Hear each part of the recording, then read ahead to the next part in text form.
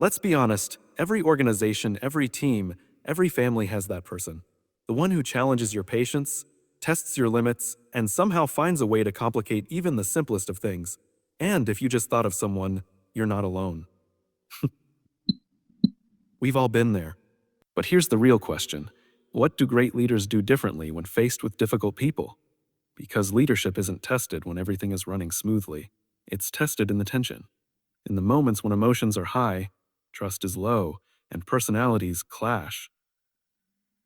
And it's in those exact moments that great leaders rise, not by reacting, but by responding with clarity, consistency, and courage. This isn't about quick fixes or clever tactics to handle people. This is about becoming the kind of leader who doesn't avoid conflict, but transforms it. Hamud transforms it. Who doesn't just tolerate people, but understands them. Who knows that difficult behavior is often a symptom of something deeper, and chooses to lead through it, not around it. Says. So if you've ever wondered how to keep your team healthy, your mission on track, and your integrity intact, even when it's tough, this is the conversation you've been waiting for. Because how you lead the difficult ones reveals the depth of your leadership. We've all worked with someone who just drains the energy from the room. Someone who seems resistant to every idea, pushes buttons without even trying, or always finds a way to complicate even the simplest situation. It's easy to write those people off, to call them toxic, to label them as difficult and keep our distance. But great leaders don't stop there. They don't lead by labeling, they lead by listening. And the first thing they choose when facing a difficult person is curiosity over judgment. Now that's not natural. That's not natural. Our instinct is to protect ourselves, to push away, to match resistance with resistance. But leadership isn't about what's easy, it's about what's effective. And when we meet difficult behavior with judgment, we shut the door on growth for them and for us.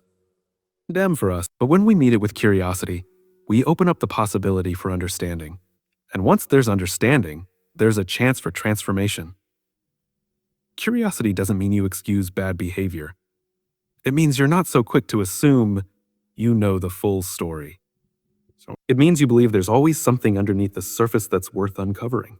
Because difficult behavior is almost always a symptom of something deeper: stress, insecurity, fear, feeling unheard, feeling invisible, feeling out of control. And if we never look beneath the behavior, we miss the real opportunity to lead. When a leader pauses to ask, what's going on beneath the surface here? Instead of, why is this person being so difficult? Everything changes. The dynamic shifts. The power struggle fades. It's no longer about winning or proving something. It's about connecting. And difficult people don't change because you correct them. They change because they feel seen. Think about it. Most people aren't trying to be difficult. They're trying to be understood. They just don't always have the tools to express themselves in healthy ways. And that's where leaders come in. Leaders create safe spaces. They ask better questions. They lean in instead of walking away. Not to fix people, but to understand them. Because once you understand someone's why, you can lead their how. I've seen it happen again and again. Someone who's labeled as the problem becomes one of the greatest assets on the team.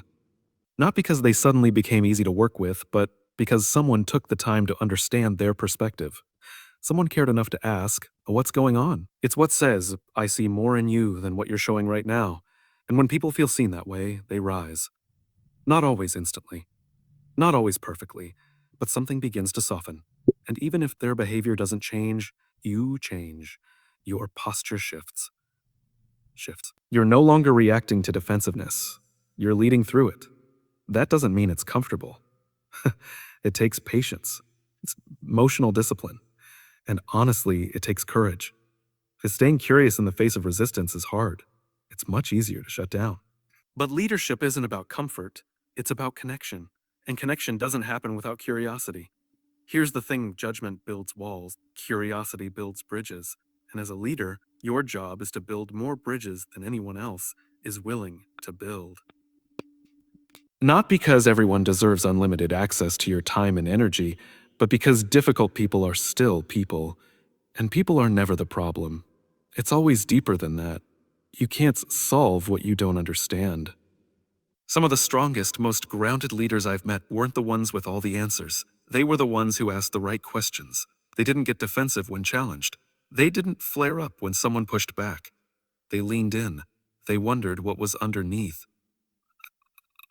And that curiosity gave them the power to influence instead of control, to guide instead of guard, to connect instead of compete. Curiosity slows you down in the best way. It gives you time to respond with empathy instead of react with ego. Instead of react with ego. It gives you a lens that sees possibility in people others have written off. And that's what real leadership looks like. Not forcing people into boxes, but inviting them into conversations they didn't even know they needed. So when you find yourself facing someone difficult, pause. Don't label. Don't label. Don't attack. Get curious. Ask yourself what they might be carrying that you can't see, because that one decision to lead with curiosity might be the beginning of their breakthrough. And sometimes the most difficult people are just waiting for someone to see past their defense and into their potential. You ever walk into a room and instantly feel the tension in the air? Nobody's saying anything out loud, but something's off. Maybe it's a team meeting that's gone sideways, or a one-on-one one where someone brought more heat than clarity. It's like the emotional temperature just spiked. And in those moments, someone has to set the tone. Someone has to take control of the atmosphere. That someone is the leader. Great leaders understand that they're not just responsible for tasks and timelines, they're responsible for the temperature in the room, the emotional tone, the energy, the emotional tone, the environment. And when things get tense or uncomfortable or unpredictable, they don't match the chaos, they calm it, they regulate it, they lead it. Because here's the truth: energy is contagious. Emotions are contagious. Emotions are contagious. And if a leader is anxious, reactive, frustrated, or defensive, it spreads like wildfire. People don't just hear what you say, they feel how you show up. And in moments of conflict or tension, the way a leader shows up sets the standard for everyone else. Oh, think about it like a thermostat. A thermometer tells you the temperature. It reacts to the environment. But a thermostat sets the temperature. It determines the environment. Great leaders are thermostats. They choose how they're going to show up, and in doing so, they influence how everyone else does too. Now, this doesn't mean leaders suppress emotion or pretend everything's fine when it's not. It means they take responsibility for their presence. They learn how to stay grounded when emotions run high. They build the emotional discipline to respond instead of react. Especially when dealing with difficult people, this becomes even more important. Because difficult behavior often comes with intensity, strong opinions, defensiveness, passive aggression, maybe even outright hostility. And when someone brings that kind of energy into the room, it's tempting to meet them at their level, to match fire with fire. But leadership calls for something different. Calls for something different. Calls for emotional leadership. It calls for the ability to stay composed and intentional when others can't. One of the most powerful things a leader can do is remain steady in the face of emotional disruption. Not cold, not detached, but steady, calm, unshaken. That kind of presence has a grounding effect on the people around you. It tells your team, even if things are messy, we're okay. We're not going to spiral. We're going to move forward with clarity. And let's be honest, this kind of self-control doesn't come easy. It takes practice. It takes self-awareness. It takes a willingness to pause, breathe, and reset when everything inside you wants to react. But that pause, that space between stimulus and response, is where leadership lives. It's where wisdom enters. It's where you decide, I don't have to be pulled into this storm. I can choose who I want to be in this moment.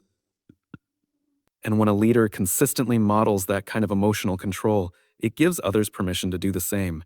It raises the bar. It changes the culture. People start to realize that yelling won't get them heard faster. That passive-aggressive comments won't earn them respect. That drama won't get rewarded. Instead, people start to value calm, clarity, and directness. Because that's what's being modeled. That's what's being reinforced. The ability to regulate the emotional climate isn't about dominance, it's about direction. It's about showing people a better way. End. That's about showing people a better way. Because difficult people aren't always trying to create chaos. They might just be operating out of their own emotional limitations. They might not have had someone model a better way. That's where leadership steps in. Not to shame them, but to guide them. It's also where leaders earn trust. People don't just trust leaders who have answers, they trust leaders who are emotionally safe. Leaders who can hold space for hard conversations without making it personal. Leaders who can navigate conflict without losing control. Leaders who can stay grounded when others lose their grip. And that trust? It's what makes it possible to actually influence someone who's difficult. Because influence only happens when people feel safe. And people feel safe when they know the leader isn't going to explode, shut down, or retaliate. Safety opens the door to change, to growth, to progress. So the next time you find yourself in a tough interaction, ask yourself, what's the emotional temperature right now? And what do I want it to be? Then adjust accordingly. Slow down your breathing, lower your voice, steady your posture. Stay rooted in what matters. Because when the room gets loud and tensions rise, the leader who stays calm becomes the one everyone watches. And sometimes, the greatest form of leadership is choosing to be the calm in someone else's storm. You know, one of the biggest leadership challenges we face, especially when dealing with difficult people, is learning how to respond instead of react. It sounds simple, right? But when someone pushes our buttons, says something disrespectful, or challenges our authority in a public setting, our instincts kick in fast. The heart rate spikes. The voice gets sharper. The urge to fire back rises. Because that's what reacting is. It's instinct. It's automatic. It's what happens when we let our emotions lead. But great leaders know something powerful. Between the trigger and the reaction, there's a space. And in that space lies our opportunity to lead. To choose how we're going to show up instead of being dragged around by emotion. That's the difference between reacting and responding. Reacting is about defending yourself. Responding is about leading others. Now, let's be honest. It's not easy. When someone's being passive-aggressive in a meeting or constantly negative, or challenging every suggestion, it's frustrating. It tests your patience. It makes you want to put them in their place. But the moment you let frustration take the wheel, you've handed over your leadership. You've matched their energy instead of raising the standard. A response is deliberate. It's rooted in clarity and intention. It says, I've taken a moment to think, to listen, and now I'm choosing the tone, the words, and the timing of what I say next. And that choice, that moment of discipline, is where real leadership shows up. Think about the impact that has on a team. When everyone's watching how you'll handle someone who's being difficult, they're not just watching for entertainment. They're watching to learn what's acceptable. They're watching to see if safety still exists. Safety still exists. And when they see you pause, breathe, and respond with intention, it sends a ripple through the room. It tells them this is what leadership looks like. This is how we rise above drama, not sink into it. I've seen teams where leaders snap back every time they're challenged. What happens? People stop speaking up. Not just the difficult ones, everyone. They start walking on eggshells. Innovation slows. Trust erodes. All because someone chose to react instead of respond. But I've also seen teams with leaders who remain steady, even when emotions run high. Leaders who don't get baited into emotional arguments. Leaders who say, I hear your concern, or let's take a moment and come back to this with clear heads. Those teams grow stronger. They become more resilient. They learn how to navigate conflict without destroying connection. Responding instead of reacting also gives you perspective. It buys you time to ask better questions, to wonder what's going on beneath the surface. Because let's face it, most difficult people aren't trying to be difficult. They're carrying stress, insecurity, past wounds, insecurity, past wounds. Maybe they've never had anyone model healthy communication before, and if all we do is react to their behavior, we miss the chance to understand it. That doesn't mean you excuse toxic behavior. It doesn't mean you let someone steamroll the team, but it does mean you respond with purpose. You hold the line firmly but calmly. You speak truth, but with empathy. That combination, firmness and empathy, is what separates leadership from control. Control demands obedience. Leadership invites growth. It's in your response that you show people who you really are. Anyone can lead when it's easy. Anyone can smile when people agree with them. But leadership is proven in the heat of challenge, in how you carry yourself when you're under pressure. And that's why this matters so much. Because in that moment, you're not just managing a person. You're shaping a culture. So next time a difficult person triggers you, next time you feel that impulse to snap back or shut down, take a breath. Own the space between stimulus and response. Remember that you don't have to match their energy. You get to lead with yours. Because the strength of your leadership is never measured by how loudly you speak, but by how wisely you respond when the volume rises. Here's the truth. Leadership isn't about being liked by everyone. It's about doing what's right for the mission, for the team, and yes, sometimes even for the person who's being difficult. And one of the most misunderstood parts of leadership is how to set boundaries without losing compassion. But it's a tricky balance. But when you get it right, it's powerful. Let me explain. We've been conditioned to think that being a nice leader means always being available, always accommodating, never saying no. But leadership isn't about being nice. It's about being clear. Clear. And clarity requires boundaries. It says, this is what we allow here. This is what we don't. This is how we communicate. This is where the line is. Now, that can be uncomfortable, especially when you're dealing with someone who constantly pushes those lines. The person who shows up late, underperforms, or stirs up conflict. The easy thing to do is avoid the conversation, to keep giving chances, to silently hope they change. But avoidance isn't kindness. Avoidance is fear in disguise. Compassion doesn't mean compromising standards. It means upholding them with humanity. You can say, this behavior isn't acceptable, without being cold. You can say, we need to have a hard conversation, and still bring empathy into the room. Because boundaries aren't walls to shut people out. They're guardrails to keep everyone, including the difficult ones, on the path of growth. I've seen leaders swing too far in both directions. On one side, there are those who are overly tolerant, constantly absorbing toxic behavior just to keep the peace. And on the other, there are leaders who are so rigid, so harsh, that no one feels safe enough to speak. Neither of those models create healthy environments. What we need is strong and kind leadership. Leaders who can say enough without making someone feel like they are not enough. When you draw a boundary, you're not punishing someone. You're protecting the mission, the team, and even the person who's struggling. Because here's something we don't talk about enough. Difficult people often want boundaries.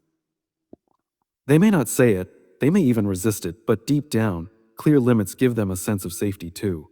Boundaries help people know where they stand. They reduce confusion. They create expectations. And people can't rise to expectations that haven't been clearly communicated. Now, this takes courage. It takes emotional discipline. It's much easier to explode when someone crosses the line than to calmly say, hey, I need to address something with you.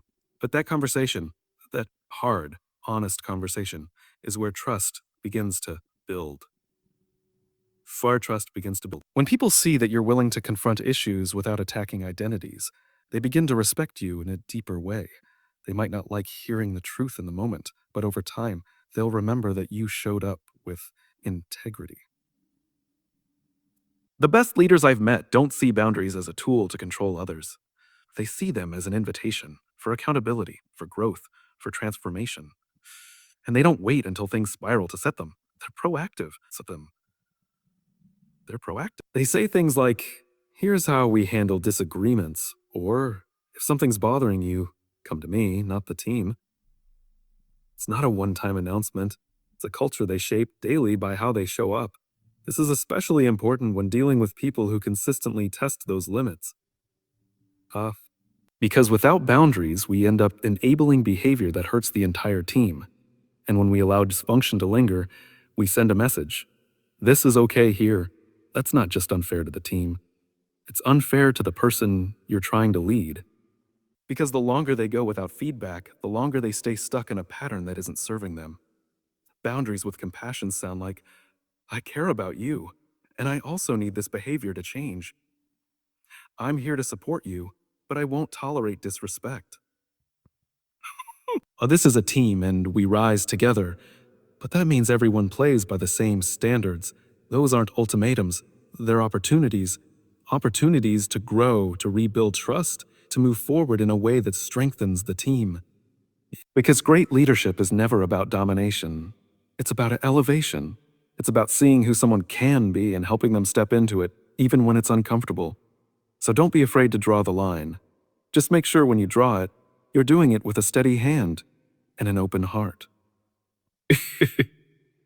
The greatest leaders set boundaries not to control people, but to call them higher. Because when we lead with both strength and compassion, we don't just correct behavior, we unlock potential. The truth is, leadership isn't about perfection, it's about presence. It's about choosing to stay when things get hard. It's about seeing beyond someone's difficult behavior and remembering there's a human being behind it. You won't always get it right. You'll lose your patience. You'll make the wrong call, but the mark of a great leader isn't avoiding mistakes. It's learning from them, owning them, and growing stronger because of them. So when you face difficult people, and you will, remember this: how you lead them might be the very thing that transforms them. Or it might be what transforms you. Lead with courage, lead with clarity, and above all, lead with heart.